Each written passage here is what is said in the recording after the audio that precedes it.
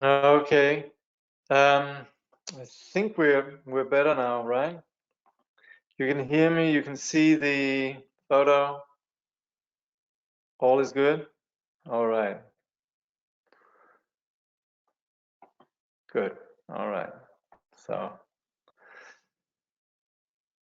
yeah, I guess also, I don't know if some of you got some very strange reminders today where the times were given in GMT, and there was one person in Queensland that was getting a reminder for New South Wales time, except it wasn't daylight saving time, it was standard time. Very confused. Anyway, here we are. So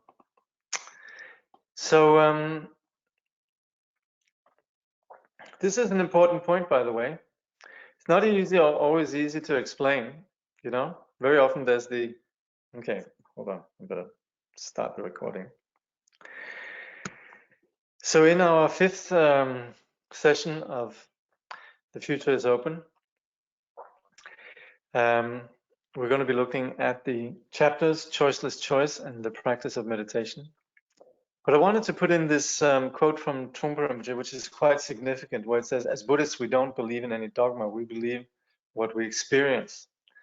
And very often there's the notion that materialist science is empirical and Buddhism isn't. Buddhism belongs to religion, and as such, it's based on belief or metaphysics and not anything verifiable. And that is where we actually could beg to differ, in that although it's not the kind of evidence, it's not the kind of empirical observation that has to do with observing what is material, it is very much about experience. And we could very well argue that experience is primary to the object of experience, which is, in fact, what materialist science is all about. So in that way, we can argue there's certainly a strong case for Buddhism certainly not being based on beliefs of any kind or dogmas, but rather through being experiential, entirely experiential, it qualifies as science, possibly even more than materialist science, but we'll leave that discussion for another time. Anyway, that's a really important point. What we are operating with in Buddhism is what we can work with, what we can experience. Yeah. All right. So, in chapter 9, just a little bit of summing up. So, with the previous chapters, we've seen the way that past actions create the present. And with that, we mean that, of course, it's a given when we talk about karma that there are choices that have led us to where we are presently. And these are actions, they're our own actions, but these we could refer to as karmic actions that have created the present conditions we're in. Now, what we very often have then is the notion that this is something that is solid, this is where we are, and there's nothing that we can do about it. And that's unfortunately also where some of the misunderstanding around karma come into the picture, because indeed, yes, with karma, we acknowledge that our actions brought us here, but at the same time also, we acknowledge that it's the present actions that are going to create the future. We acknowledge that our past actions, they very much have an impact on the way that we create and experience the present moment, and possibly also our choices. The issue of free will is a bit complex in the Buddhist context, because of course karma indicates that we are conditioned in a particular way, but the science around karma is also that we don't necessarily have to be conditioned by, or we don't need to be stuck by this conditioning. And that's of course where the path presents us the opportunity, through the development of prajna, through the development of vipassana, through the qualities of the path of greater insight, where we begin to have this experience of what Trungpa Rinpoche a few places refers to as a gap, where we can actually, where we're not necessarily held by the conditions of the past. We're going to look more at, you could say, the micromanaging of this, but the bottom line is that past actions, they have created the present. whereas the present actions are what's going to create the future.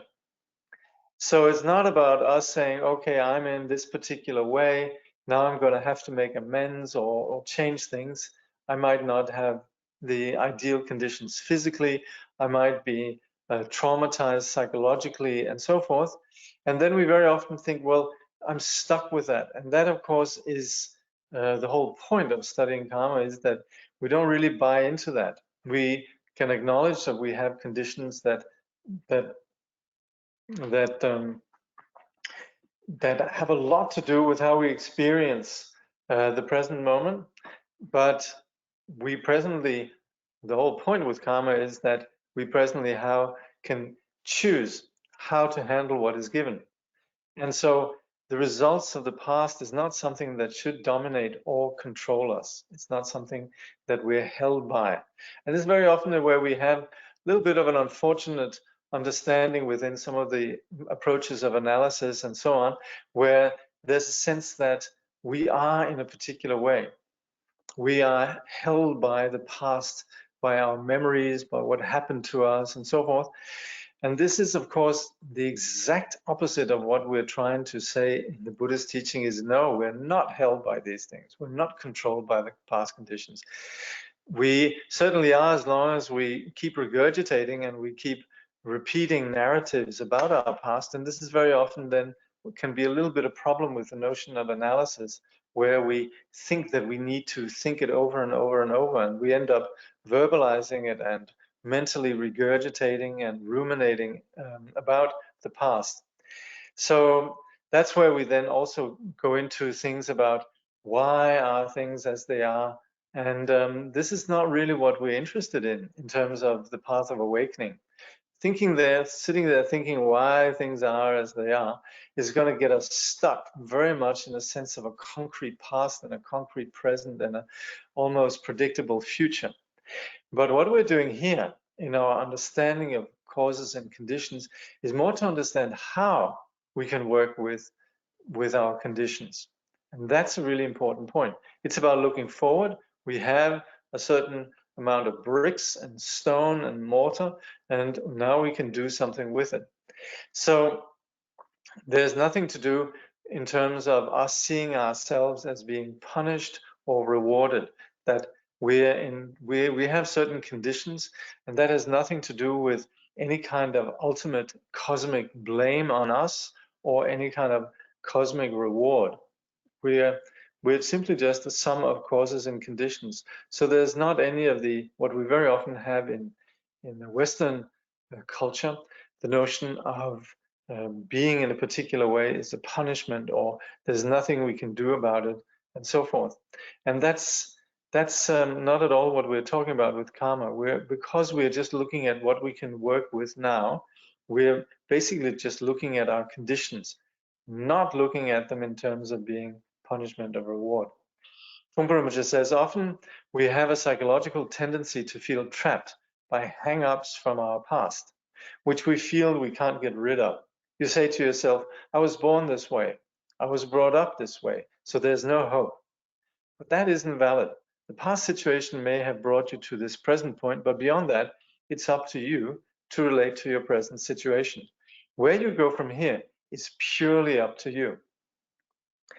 So this is very much the empowered perspective then that we present when we're studying karma.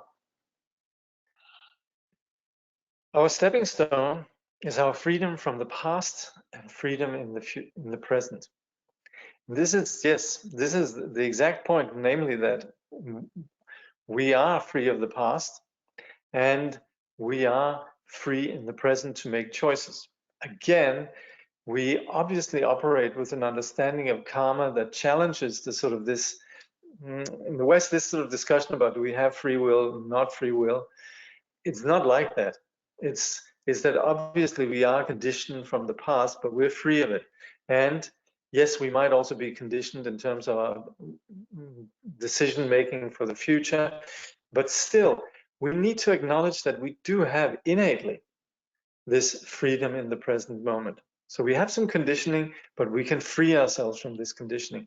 We're not ultimately bound. That's the point. So this very point, we need to firmly establish to have a straightforward relationship with our reality. We have what we have, and we can use this to move forward. So this is something that we can't. It's not as if we can all of a sudden just say, well, I'm not going to do anything. We are choicelessly moving ahead. So our reality is something that we don't really have a choice about. But it is very much about us working with these conditions. And this, of course, we could say in terms of our general conditions, or reality as such, but it also works in an external sense, but it also works on the internal level. Our emotions are like that too. So whatever we're feeling, whatever that we kind of carry with us, this is also something that where we have the same degree of freedom, both in terms of the past and the possibilities of the future. So what we do with these emotions now defines our future experience. And that, of course, is particularly something that applies when we're working with meditation. Trungpa Rinpoche says, every situation provides us with a chance, an opportunity.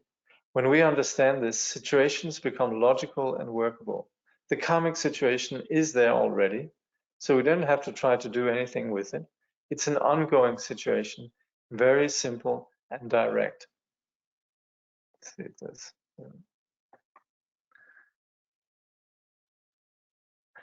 I can't grasp what is meant from a practical perspective by the ground is based on freedom from the past. Could you please explain this a little further? Indeed. So our ground, or our stepping stone, is our freedom from the past. So we have memories about the past, but it's not there anymore. The past is not there anymore. And with the given conditions, we might have this amount of rocks, this amount of water, we might have this amount of sand, we might have X amount of money. That's what we have. And that, you could say, this is something that exists in the present moment. So what we are presently, we have, these are conditions that we have. So we're no longer tied by the conditions that brought us here. This is where it's important that we understand and this is what we've looked at earlier, how we generate this way that we solidify our past unnecessarily. And this is where, of course, what we're also going to be looking at practically is how this applies in meditation. Last time we looked at a chapter that was called The Power of Flickering Thought. And that is where we begin to build up these psychodramas about our experience from the past. And this has nothing to do with the given conditions that we have presently. This is us dragging something in and giving it a life that certainly, when we don't analyze and we're not awake, then this holds us. But if we're practitioners on the path, then we have the opportunity to look at analytically, to see that it doesn't have any reality. That's analytically. And in terms of our felt experience, our human felt experience, we have the practice of meditation. This is where we begin to see where our thoughts can begin to regurgitate and ruminate and give life to the past as something solid. And we can also choose to not do it. And that's where this point we looked at last time, the power of flickering thoughts, is so important to understand. And this is also what is the inspiration in the practice of meditation. That we have thoughts that arise, we have memories, but at the same time, there's also a gap where we have some choice. This is such an important point, and this is possibly the most important. We can intellectually understand karma just in terms of causes and conditions. That's not too hard. And in general, you'd say the aspects of understanding how samsara originates and so forth, it's a science that can be understood. But in terms of our experience, what makes the difference between, you could say, a practitioner and just somebody who's doing theory, is whether or not we begin to work with meditation in terms of freeing ourselves from the tyranny of the thought. or we begin to free ourselves from our fascination with these thoughts.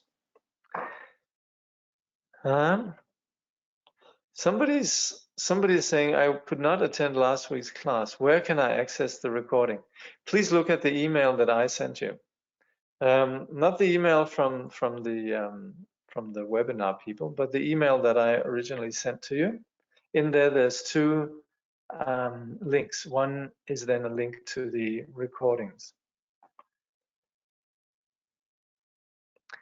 As we live, we have to make choices with our karmic situation, in the sense that we continually going forward, we have conditions, and we have to make choices. Now, isn't it interesting that we have choices? This, of course, is again what is significant. We are influenced to make choices in particular ways, but we could break away from that. So this is where it's neither a question of free will or not free will. It's simply just a question of understanding our conditions. So what helps us is that we begin to relate to things simply. Here we are, we have these conditions, we're feeling these conditions, we're experiencing these conditions. This again comes down to this empiricism, or this observable fact that we are here with whatever we're experiencing. Now, when we sometimes talk about karma, then Trungpa Rinpoche goes into the discussion of how do we end up thinking in terms of rebirth. And that's, again, this is based on what we can experience. We've never ever experienced anything that that ended ultimately, because there's not really anything that has ever come into reality as such. There's a discontinuity that continues. So, for example, we might have a mala with all these beads, but every moment is one of these beads. And so we don't really have one solid reality. We have all these moments, and that continues. That we experience continually going on. But there's nothing solid about it. That's what's so important. So time, for example, is an excellent example.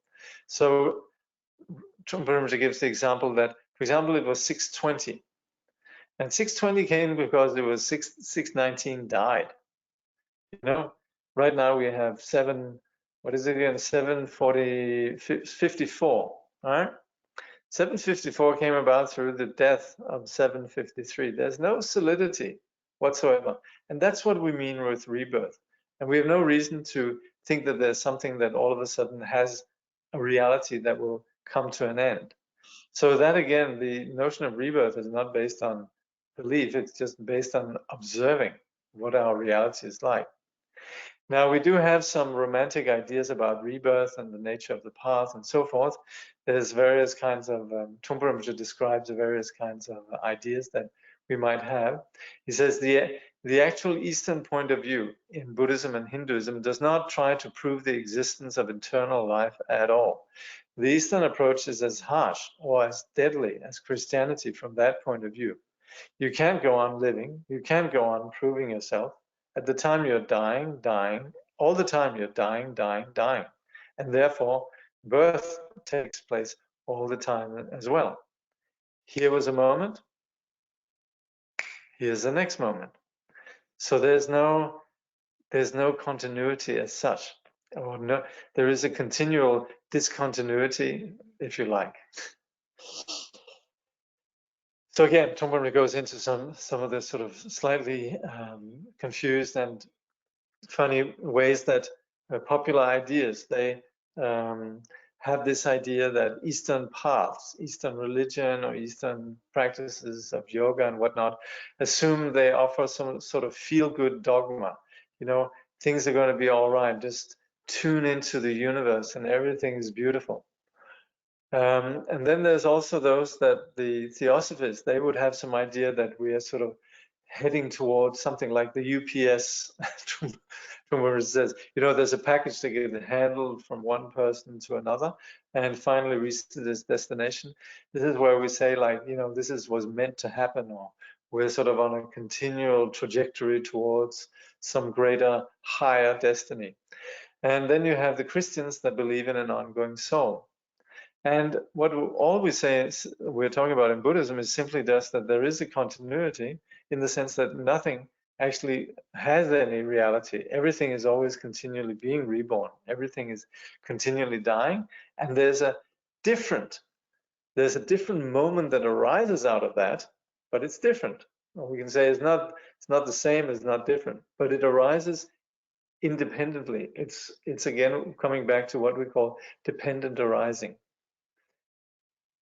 Trungpa Rinpoche says, if anybody asks if Buddhists believe in reincarnation, you should say, as Buddhists, we don't believe in any dogma. We believe what we experience. That's the key word, experience. In fact, studying karma as we are doing, or any aspect of the Buddha Dharma, has nothing to do with promise, absolutely nothing to do with it at all. It has nothing to do with the promise, the golden calf. The point of our study is to see that promises do not make any sense. Looking for promises does not make any sense. We have to get ourselves together, pull up our socks, go to work, earn money, and get our psychological state together. It's very simple. So this is, of course, common sense in many ways, but there's very often the notion that Buddhism is some sort of dreamy place where we sort of go into nirvana or go into something that has nothing to do with reality. On the contrary, this is about us beginning to master reality, looking at reality, being clear on what reality is, and working with it on a practical level. Of course, going to work. On a psychological level, analyzing the nature of mind and practicing meditation. The insights we gain from this study may not be about doing something. So it's not as if we're going to come from this study with a prescription about this is how we should behave. It's not about that. It's about us understanding the conditions. Of course, last time we talked about negative actions and positive actions. That, of course, is obvious, but that's about us understanding cause and effect in terms of what is meritorious and what is unmeritorious. But this here is not about giving us some advice or some guideline. That would, like Trungpa Rinpoche said, that would be very deceptive. It's really about us beginning to have a greater and wider perspective and understanding of our situation. This will enable us to move forward. So he says prescriptive advice and directions on behavior would confuse the matter. Then it's a bit like Tongsa Khyentse Rinpoche says, Buddhism would be so easy if there was prescriptions on how we should eat and where we should go and what we should do. Like you're supposed to eat chicken, and you're supposed to go to Bodh Gaya one time in your life, and you're supposed to wear particular kinds of socks. So that's where and he makes the point actually that would probably sell better in the case of, okay, that's what we're supposed to do.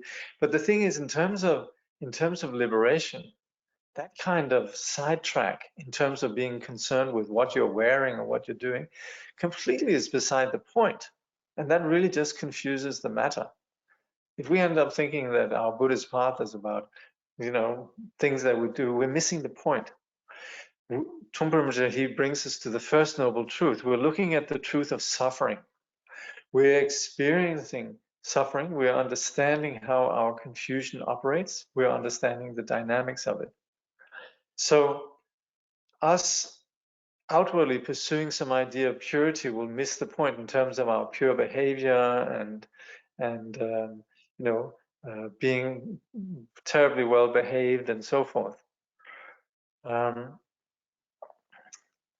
There's a story of a what is it again? There's a story of, I think it's Aryadeva, an Indian sage, who was mocking some of the practitioners who would just sort of practice yoga and just keep clean all the time. And he took a chamber pot and just started rubbing it on the outside. And they said, "What are you doing?" And he says, "Well, this is like you. I'm just rubbing the outside without actually getting to clean the inside." So that's really the notion of how behavior and the idea of just external behavior is going to miss the point. Now, Trungpa Rinpoche says another approach would be, and this is actually looking then at what we call absolute truth, or sort of a wider perspective really, that has to do with vipassana, that has to do with an understanding of wisdom. He says another approach would be to realize goodness without badness, goodness without comparison. Okay? If the philosophers get into the act, this could be seen as being equal to total badness or total wickedness. But let's look at it from the view of total goodness without reference to being bad. You lose your reference point of some particular limited situation or some particular point of view. So you're free from entanglement. Then you find yourself somewhere in the open space in which the carpet has been pulled from under your feet. You end up in open space, in nowhere, which means everywhere at the same time. One has to be very realistic about this, however. If you try to philosophize about this at all, you end up in total chaos. So this is where we're talking about experience. We could experience being free from the limitations of our insecure seeking out some reference point. We could actually begin to experience this openness. That's Trungpa Rinpoche's point. And that is unconditionally good. That's where we talk about goodness without badness. Like in the primordial Buddha, Samantabhadra, Kunso Sampo, the all good. This is something that has nothing to do with anything that's constructed. Again, if we begin to theorize about this, philosophize about it, then it might end up being complex and confusing.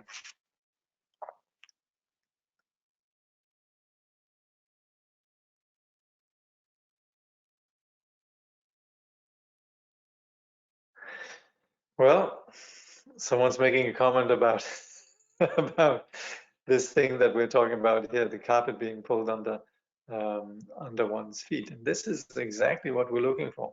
Yeah. When Trungpa says, when we're presented with this choiceless choice every second, our responsibility is to be true to ourselves and to relate with things as they are, simply and directly.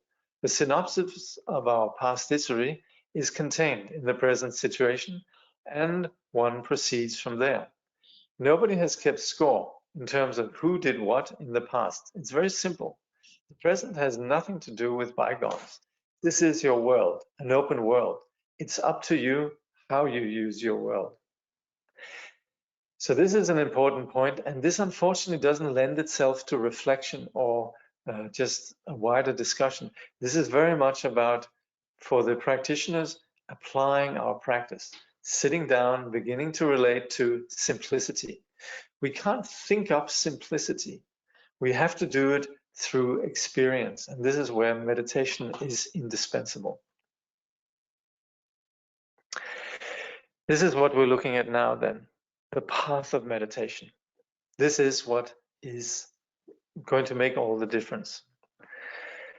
For us to think, sit down and think and try to understand, ask questions, we end up asking the same questions again and again and again. If we're practicing meditation, however, we begin to see there's a flexibility in our patterns. There's this gap. And this is where the path of meditation is absolutely essential. Now, what we looked at, knowledge of karma, this is something that enables us to understand our conditions. It enables us to understand where we're heading, and it enables us to understand what we should do. So, as we would often say, if you want to know what you did in the past, look at your present situation. If you want to know what your future situation will be like, look at what you're doing in the present. So what we are, or rather we are what we are now, based on our life and our actions. These have brought us here. Our own actions, others' actions, various conditions. Further karma happens as we relive and rekindle the past as our ground. Now, this is where we regurgitate, where we keep hanging on, and where we create further karma. This is not, I use a slightly pejorative word, this regurgitate. This is, in the sense, how we operate as sentient beings. The point is, this is where we're making our ground as a sentient being, and this is where we keep making or rekindling the experience of our identity as a sentient being. This is where we need to break free. And meditation is the only path that can work with karma, in the sense that this is where we have the opportunity to be aware of and conscious of where it is that we begin to rekindle and live and continue this ground of confusion. So this is where meditation has an absolutely essential role. What we have in terms of karma, in terms of our given conditions, this karma are the emotions and impulses that keep developing. We keep having these impulses, these emotions, and we keep giving life to them. Meditation, however, shows us how not to feed these patterns. And ultimately then, in doing so, meditation is also the remedy for the whole ambition around me, which of course is particular to all of samsara, but also we have on the path the notion of spiritual materialism, where we have this notion that, hey, I'm going to become something greater. As we'll see, this is a normal place to be. This is something, in fact, that we can use as a stepping stone. But ultimately, meditation frees us even from this notion of me and my glorious enlightenment up ahead. Trungpa Rinpoche says, even if we are sowing seeds of good karma, we are nevertheless still encircled in a samsaric fortress. So from this point of view, meditation practice is a way of stepping out of the karmic situation altogether, transcending both good and bad. It is transcending psychological materialism as well as spiritual materialism. Now, what really signifies the skill and the brilliance of the path is what we call upaya, or skillful means, which really means that we work with our particular situation. If we're Japanese, we do Buddhism, we do the path of awakening in the Japanese way. If we're Thai, we do it the Thai way. If we're Tibetans, the Tibetan way. If we're living in the modern world, as we see now, the path is being articulated in ways that are skillfully adapted to our particular situation. So that is where we have the relative experience that we have presently as our stepping stone. Now, that's where we even begin. Of course, we begin with the thinking, I shall attain enlightenment. There's this, you could say, subtle spiritual materialist approach where it is about me. That, of course, is where we need to begin. We obviously are not, all of a sudden, we have a complete realization of no self. We begin skillfully taking what we are and our given conditions as the path. This is upaya, this is skillful means.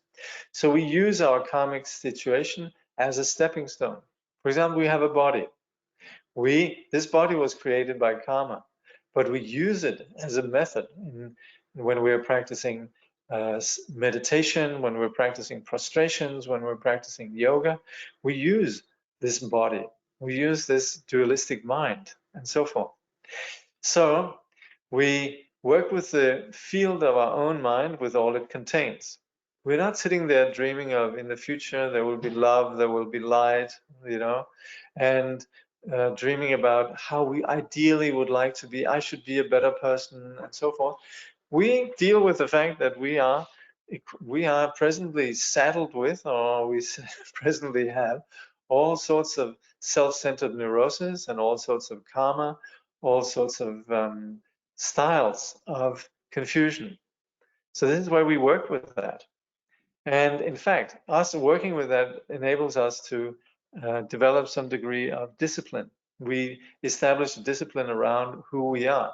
This is where we begin to have an actual path. We begin to have an identity as practitioners. Trungpa Rinpoche says in the beginning, meditation practice is just facing the facts. Of course, there is still a notion of a goal orientation at the beginning, but you just work with the basicness of the practice, experiencing how one breathes properly, how one walks, how one pours a cup of tea, just being with the basic bare minimum situations. This is also where Trungpa Rinpoche at one point he says, you know, the practice of meditation is not about some hypothetical enlightenment. It's about establishing the conditions for a good life. Doesn't mean that we're blind to enlightenment, but it just means that we're not sitting fantasizing and essentially dreaming about something that's not there. We relate to what is there, what is here.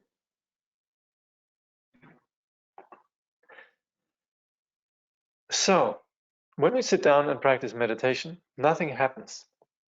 We're, in general, when we practice meditation, we relate to what is here. We might do it through skillful means that focus the mind. For example, we might use the breath. We might focus on an object. We might focus on a visualization. Whatever it might be, there's not really anything that's happening except just the simplicity of this object of mindfulness, our visualization, our breath, whatever. So this is where we begin to relate with simplicity. In the case of the breath, but also in the case of other practices that bring us back to being present, it builds a bridge between the mind and the body. We're relating to our reality, our physical and mental reality. And this kind of mindfulness, this kind of simplicity that comes with mindfulness, it then unites or builds a bridge between mind and body. So meditating is an action. It's not that when we're meditating, we're just sitting and being impassive. No, we're not. But it is something that actually does have a certain karmic element. It is us creating a pattern. But the thing about meditation is it takes us into a place where we can begin to dislodge, where we can be sufficiently present and awake, that we can begin to dislodge or dismantle the patterns that we looked at before, in terms of ignorance, the fundamental ignorance, and out of that then the various patterns of emotions, and then the actions that come from the emotions. Basically what we talk about is ignorance, kleshas, and karma. So what we're integrating through the practice of meditation is something that is seamlessly part of what we're doing, what we are intending with the path. It's not something that is apart from the whole notion of us awakening. So it's something that is not different from us. It's seamlessly part of who we are and what we do. Now, when we begin to have this lack of complication and direct simplicity, we relate with things quite straightforwardly without complicating things. It brings joy. This is something we see in practitioners, that there's a joy. It's not a sort of a joy that's brought on by some particular conditions. It more just, it comes from this simplicity of things and the lack of the neurotic complication of things. And that's also where then when we're as practitioners, then the discipline that brings about this actual direct experience of simplicity, it becomes a natural expression. So discipline is not something we impose, it's something that becomes a natural expression of this situation of simplicity and joy. Trungpa Rinpoche says, when a non-violent state of being develops, we push less, we fight less. Then we can begin to relate to nowness, this very now. Now here we're talking about this simplicity. He continues, before, we didn't relate with nowness in our meditation. We simply tried to see the ordinary quality of things as they are. But as we become familiar with that, those ordinary situations become now situations. So we begin to become more immersed in our actual reality. This is where we then speak about something that is called the fourth moment. We've looked at it earlier, and somebody was also, did we talk about it earlier? No, actually this was in, this is in Mindfulness in Action, the Wednesday study, which is very much about the practice of meditation. And in there we talked about the fourth moment. Somebody was asking if the fourth moment isn't just the present moment, and it's not. The fourth moment is that which is beyond time and any reference in terms of past, present, and future. So it goes even beyond this kind of this notion of nowness. The point is here really that this is where we begin to have some experience of simplicity. This moment is something that we very often find. Trungpa Rinpoche says in Vajrayana, possibly in Vajrayana, it's something that certainly comes up in the pith instructions of the Great Perfection, and I would imagine also in Mahamudra, the pith instructions. But it is this moment, this nowness, if you like, but that is beyond the three times. So it's something that is unconditional, even beyond nowness. It's a little bit semantics here, but anyway, this unconditional, you could say, the Tibetan word is Tata Shepa. Tata Shepa is also referred to as Shicha Sundra, which is then this. It's practically what we would think of as presence, nowness, but in fact it is free from the reference points of the three times. So we say free, the fourth, which is free, the fourth, which is free of the three, meaning the fourth moment that is free of the three times. Yeah. Anyway, what we're talking about here is a condition of opening up presence, mindfulness, the connecting with this wider perspective of us, our reality. And that is where, in that moment, we're not particularly regurgitating the past, or are we caught up in projecting about the future. We're really just sustaining this unconditional fourth moment. And that, when we do that, we're actually not sowing any karmic seeds. What we mean by that is there's a gap of sowing no karmic seeds. And what happens when we're not doing that is that there is a karmic force. We're going to have thoughts that arise. There we are, not distracted, not caught up in being blindly tagging along with our worries about the future or memories about the past. We have this fresh moment. And that we're not sowing any seeds, but of course what happens is thoughts arise, right? And these thoughts, they come on the basis of, you could say, the karmic force, past actions.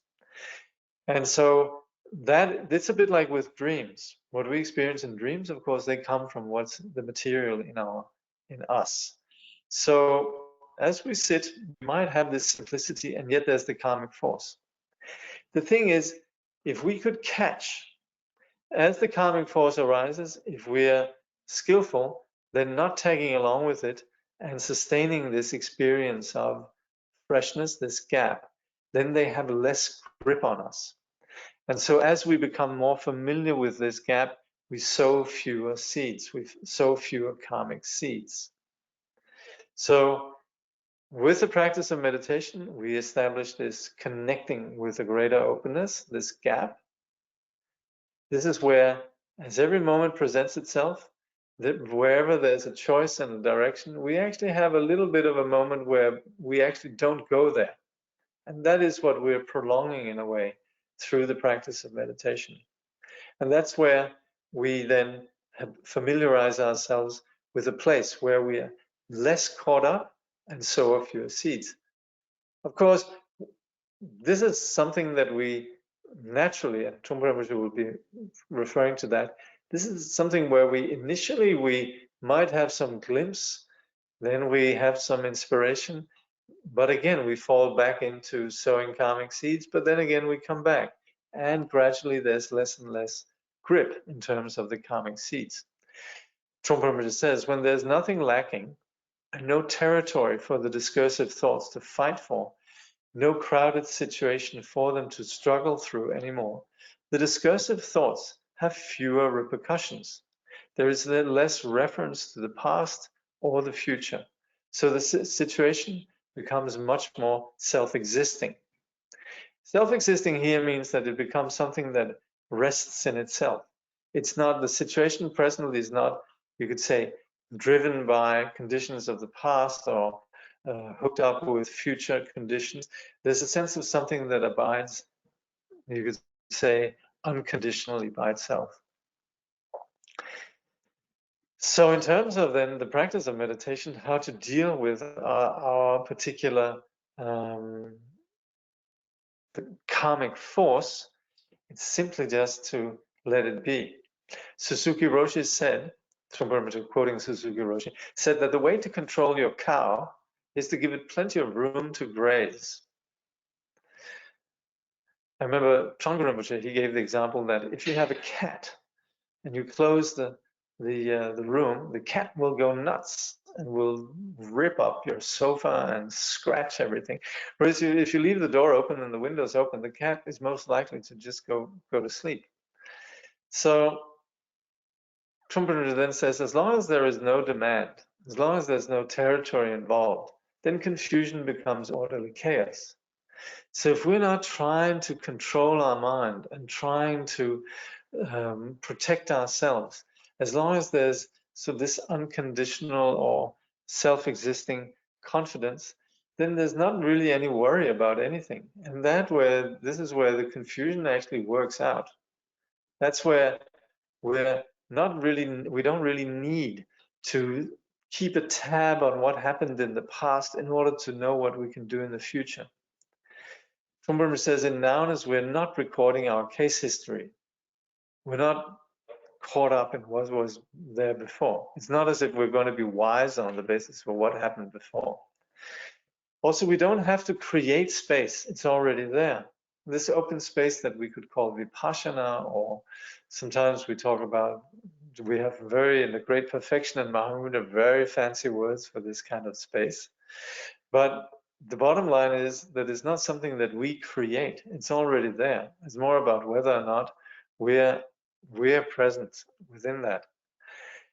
In this condition, in this fourth moment, in this experience of openness, in this experience of space, there is no sense of split. There is no ignorance. This is what we talked about also in this chapter. It was a volitional action where we describe how samsara comes into being, where there are this experience of split.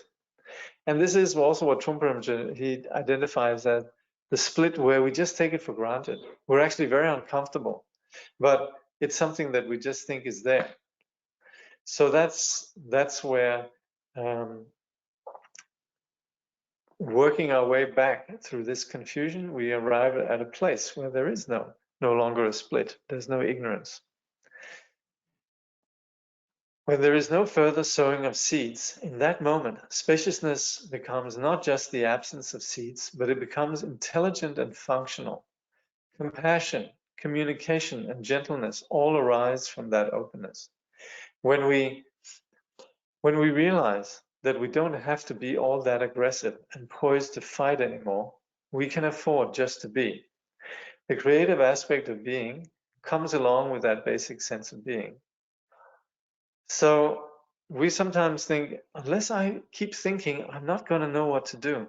But the truth of the matter is, when we let go, then very often in this space, then there's a great sense of intelligence. Brilliant insights take place. And also, it's within this place that we begin to be more at ease with the world around us. We become naturally more compassionate. So Trungpa Rinpoche says, you see, we sometimes think that if ego diminishes, this will lead to a diminishing of our creativity. But when ego itself diminishes, creativity continues as wisdom. The tantric analogy of the alchemical practice of changing lead into gold demonstrates the continuing of creativity. The samsara creativity transmutes into Buddha-like creativity. So creativity goes on. So with the absence of ego, we're actually opening up for greater creativity. We sometimes think, oh yeah, unless I'm really anguished, we know we have all these anguished poets, the whole sort of miserable array of poets and rock and rollers and so on that endlessly fascinated with their regurgitation of their misery, assume that unless there was ego and unless there was neurosis, then we'd all just end up in some sort of bland condition of just love and light. That's the last thing you'd want, right? I think of Matthew Ricard's discussion with some of the French intellectuals, where the notion is, oh yeah, happiness. Who would want happiness? We wouldn't be great artists if we were happy. But the truth of the matter is, this kind of creativity is actually not creativity that brings with it a lot of happiness. A lot of, you could say, the so-called art that we have, and the so-called products of creativity, they're not really helping anybody. And what we're talking about here is discovering a whole untapped dimension of creativity that unleashes this reality, which is reflected within the tantric path, the whole engagement with the world in terms of seeing it purely, in terms of unleashing or connecting with the pure dimensions of our body, pure dimensions of speech, pure dimensions of mind. And that's where we have this alchemical practice that is discovering within an ordinary sentient being, all of a sudden there's the gold of, you could say, the seed of enlightenment naturally present. So within samsara, confidence is conditioned. We have confidence because of this and that and so forth. But on the basis of that, it's not really confidence, it's just conditioned. Real confidence is being in basic sanity, which is creativity, and that is this quality of not being conditioned in any way. And this is what we are connecting with through the path. Okay. The term "the path" suggests we haven't arrived, and yet it is pivotal of us to have spaciousness of being present in the moment. But are we there yet? Yes, this is where meditation is indispensable, because without meditation, then we are continually going to be somewhere else. But with the practice of meditation, we are given ourselves the conditions for this actual experience, and that's where Buddhism is not philosophy. That's where Trungpa Rinpoche, like he says, we don't subscribe to dogma. We're relying on what we experience. This is such an important point, and that's the whole point of this particular chapter. So this again comes down to the necessity for the practice of meditation.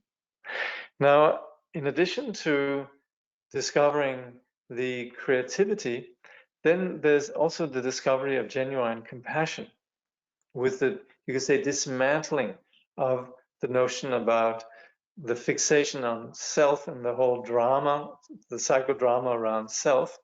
Then there is less fixating of self, and there's naturally a experience of participating in a world that includes the other. And so that's where natural or genuine compassion happens. Genuine compassion is not this thing about, well, I feel great and you're not having such a great time, I'm going to help you. That's very sort of hierarchical, and that's very often about pity. But what we're talking about when we talk about compassion in a Buddhist context, it is when it's not about me and you. It's not about self and other. And what really compassion is this connecting with basic warmth, this basic experience of just the natural condition of joy, the natural condition of warmth.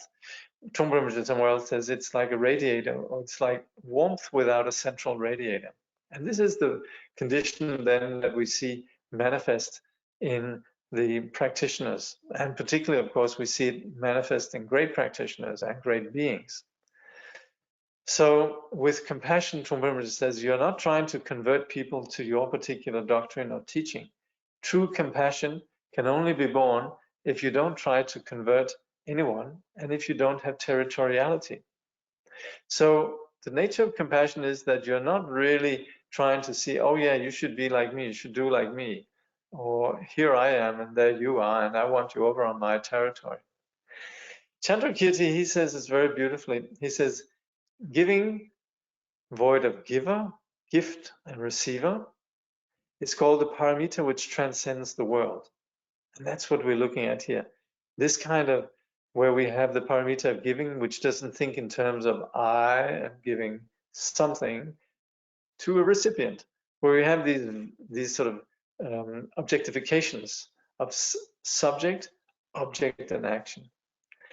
When we're free of that, that's what we're talking about here. That's the paramita that transcends the world in terms of transcends obscuration.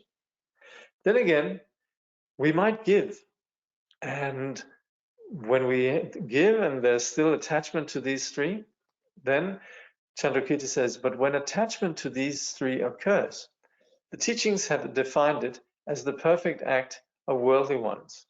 So that, of course, within our ordinary world, when we give, we think, hey, when I was a kid, whenever we received presents from our family, but particularly Christmas, if they weren't there, you had to write a thank you note. I don't know if people are still, I don't think it's happening so much anymore, but there's very clear sense of I, the other, and the object. So that's normal. And so that is a perfect act. That is a very noble thing to do. Giving is very noble, but it's still, in the ordinary sense where there's attachment to giver, gift, and receiver, it's still worldly, it's still caught up in karmic conditions.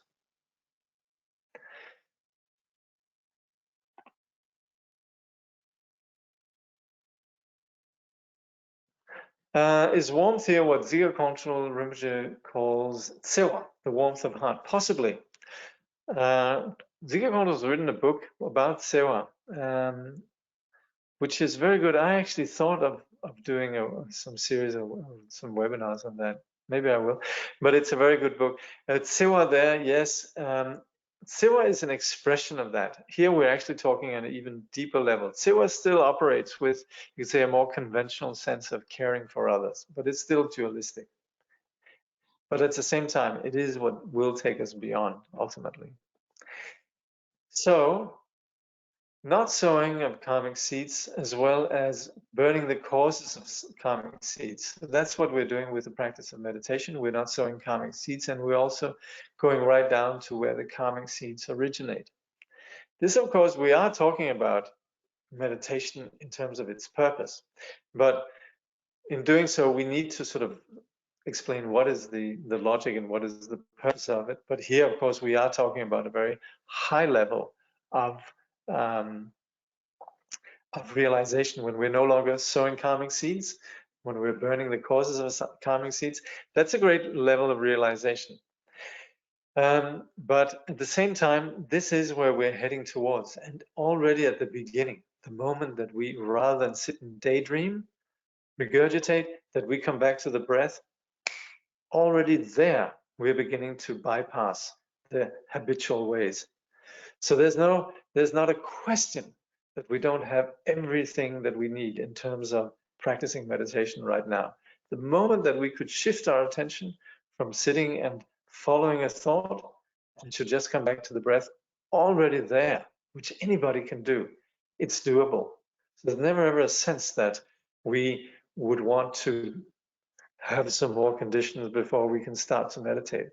Not at all. It's really just about letting go of, you could say, our more unimaginative, habitual fixations. Because we, in our culture, don't operate with the notion of meditation. Then it's something that sort of takes on this big sort of role of being something incredible, mystical. But it's not. It's really just that place where we make this choice to just come back to the gap. This is nothing particularly difficult at all. But in doing so, we are on a trajectory that is about expanding beyond our ordinary, you could say, little circle. And that is where Trungpa Rinpoche says that, or rather, where Trungpa Rinpoche speaks about how expansion happens naturally and it becomes the discipline. It made me think of a quote from a great master in the Dzogchen lineage, the great Vijayadhara Sri Singha, who said, "The mind of the Buddhas is all pervasive. The mind of sentient beings is in fragments. To develop a scope like the sky has great benefit." And this is what we're doing all along the path. So we might have the experience of gap, which eliminates karmic creation.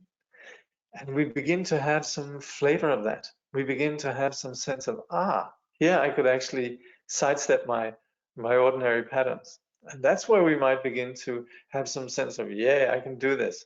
But that's where we trip ourselves up. And instead of just sticking with the practice, we begin to objectify the result of the practice. That is perfectly normal. So in doing so, we have some stumbling along the path. This process comes and goes. It's fickle. We might sometimes have a bit of an experience and some ability to sustain this experience of the gap. Other times we can't. But it's something that we need to come back to. So it's about us continually being willing to be beginners. We begin over again and again. Trungpa Rinpoche says there's a moment of completion, of not sowing seeds of karma.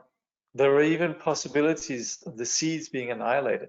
But then in the next moment, the whole thing comes back. So one begins again, over and over. The practice of meditation from this point of view is the one and only way to transcend karmic situation. I think there must be.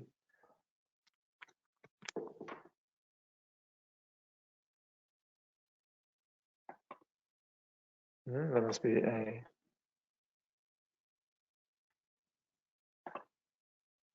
Oh, never mind.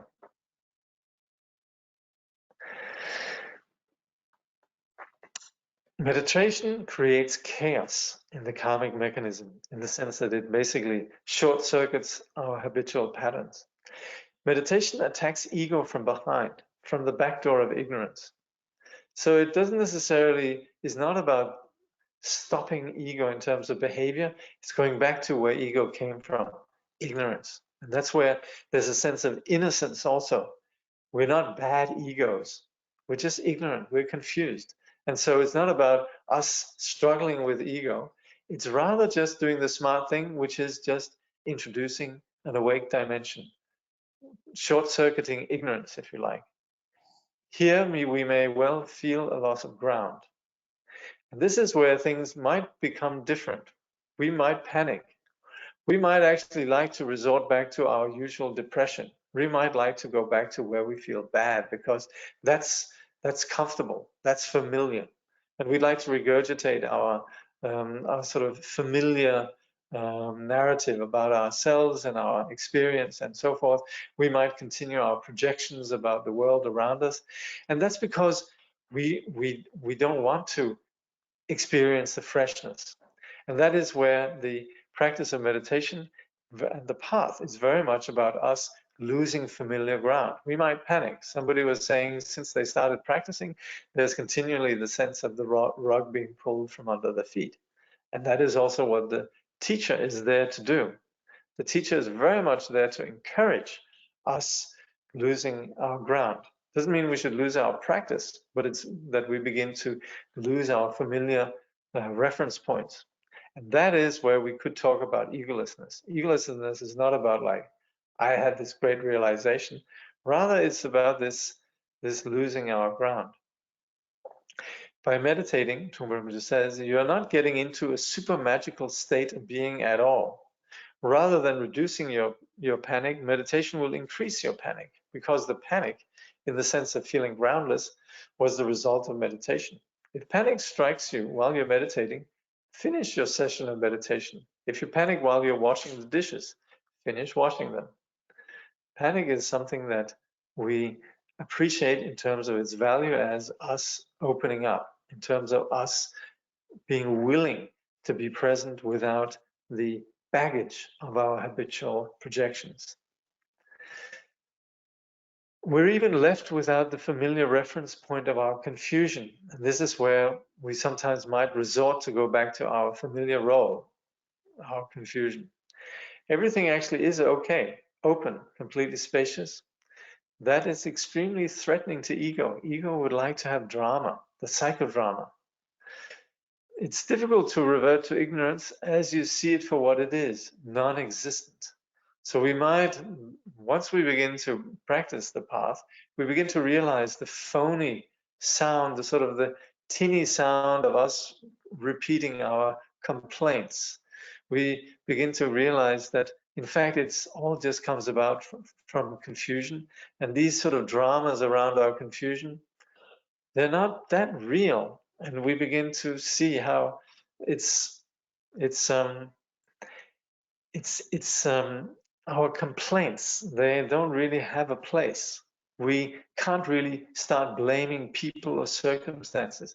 It's about us just beginning to be willing to be okay, to be open. So this, of course, is where we might get discouraged and just think, oh, well, it's not for me, you know, it's just too unfamiliar. I was such a happy person before when I wasn't happy. I was such a everything was so nice and comfortable, where things were sort of a bit depressed and a bit dark and a bit difficult. So why don't I just go back to that? And that's where it's very important to have the connection with a lineage, like we actually have it here in studying this particular text. And also, some of us may have occasional opportunity to receive teachings from a great teacher. So that's where um, it's not that easy to just revert back to things as they are. Of course, one sees people that sort of veer off the path for a while, but then they usually come back. There's somehow, it's not really possible to perpetuate this lie. So that's where it's practically impossible if you're practicing with a lineage or under the tutelage of a teacher. So Trungpa Rinpoche finally, he says, at that point, the guru or the spiritual friend plays a very important part. He or she reminds you that you're not particularly a self-made man or woman, but that you're already a refugee in the Buddhist sense, who has surrendered. You're part of the refugee camp. So trying to shift gears into reverse on the path becomes in itself a very expedient journey forward. You begin to find that there's no way out. Once you get on the path, that's what meditation does. It is a journey without reverse or breaks.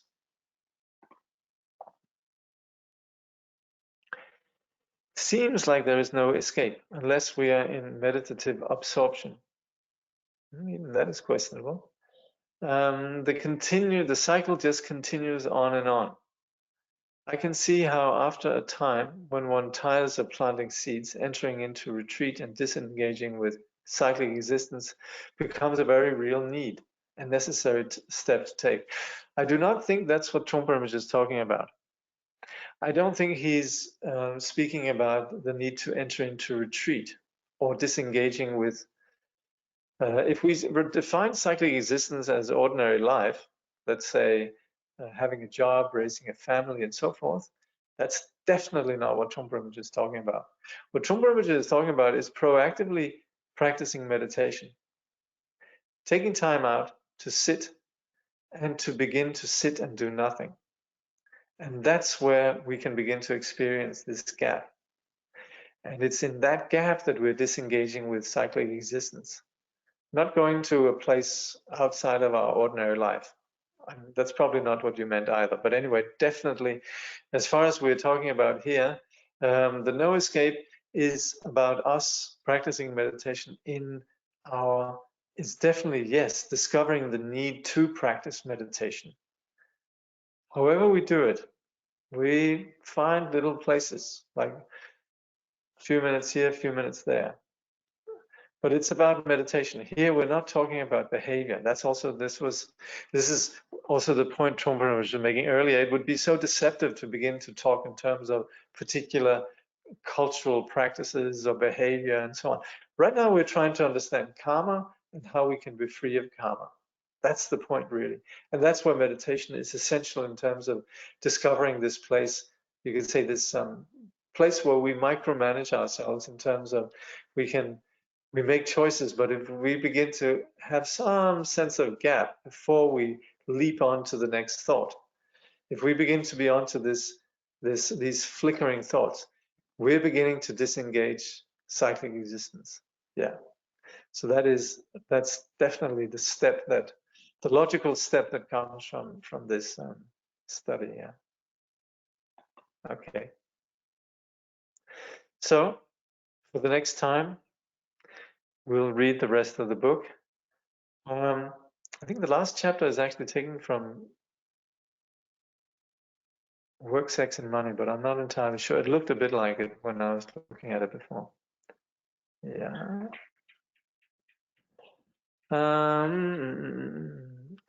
Chapter 9. If we're free from past, beyond intellectual, the way we're trapped in trauma conditions our opportunity. How free or not can we relate to the present now? This really again comes back to understanding that our experience of solidity is really, you could say, individual moments. That's what chapter 9 talks about. And then chapter 10 is more practical about how we do this in terms of meditation practice. And again, I would also refer to this chapter, I think it's chapter 7, which was the power of flickering thoughts. So it is really about us practicing. It's difficult. Some of these things are difficult to understand just in terms of, you could say, our intuitive understanding of our psychology, which is valid. It's a bit more than just intellectual philosophizing, but still, for us to have a wider and greater understanding of our being, then the practice of meditation is essential. So, of course, a lot of us have been practicing meditation for a very long time, but very often meditation is associated with particular things that we do, like we do this and then we do that and so forth. There is, however, there's a lot of value, and this is where Trungpa Rinpoche's approach, which draws on Mahamudra and the Great Perfection, is very much about enabling us to connect with simplicity right from the start of the path. When I was, in my practice, then I always do something called session preliminaries, which is expelling the stale breath and then just settling the mind and then invoking the presence of the teacher. But already in settling the mind, there is this place of just allowing some gap. We'd very often say we expel the stale breath and then we just wait a little bit. Just wait. Sometimes 7 breaths, sometimes 21 breaths. But this dimension of peaceful abiding enables us to begin to have some sense of this gap. And that is where the peaceful abiding becomes actually our step to what we call wider perspective, or shamatha becomes the stepping stone for vipassana. And this then, for Vajrayana practitioners, is where we then invoke then this wider perspective or enhance this wider perspective with the presence of the teacher, where there then is something that sort of sinks deep into our heart, beyond just the freedom from being caught by our ordinary thinking. Then there's also this connecting with the sense of the teacher, which we then refer to as blessing. So this is where we begin to relate to this fourth moment or nowness. Yeah, I hope that makes sense. Okay.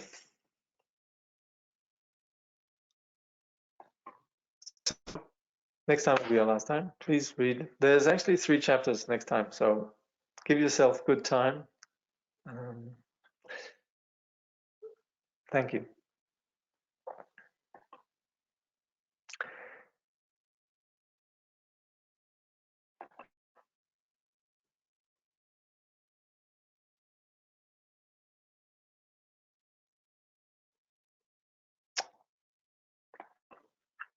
Thank you. By this positive action, may all beings perfect the accumulation of merit and wisdom and attain the 2 supreme kayas, which arise from merit and wisdom.